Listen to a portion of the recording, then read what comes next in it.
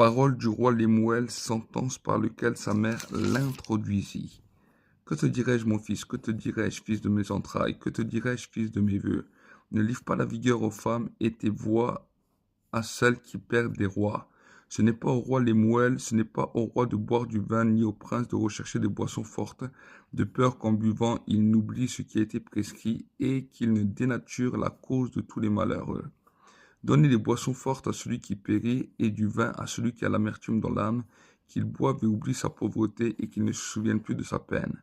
Ouvre la bouche pour le muet, pour la cause de tous les délaissés. Ouvre la bouche, juge avec justice et défends la cause du malheureux et du pauvre. Qui trouvera une femme de valeur? Son prix dépasse beaucoup celui des perles. Le cœur de son mari a confiance en elle et le bénéfice ne manquera pas. Elle lui fait du bien et non du mal tous les jours de sa vie.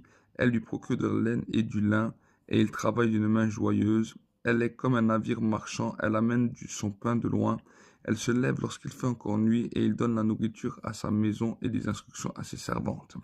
Elle réfléchit à un champ et elle l'acquiert. Du fruit de son travail, elle plante une vigne et elle met à ses reins la force comme ceinture.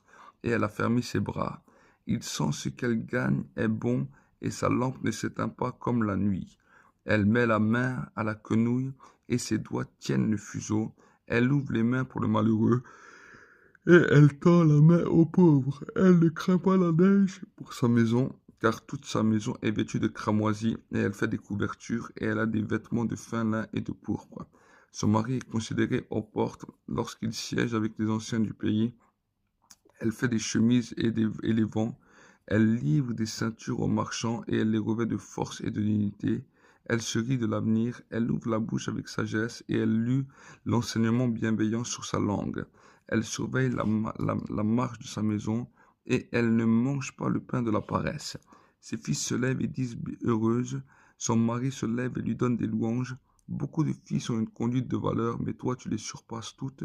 La grâce est trompeuse et la beauté vaine. La femme qui craint l'Éternel est celle qui sera louée.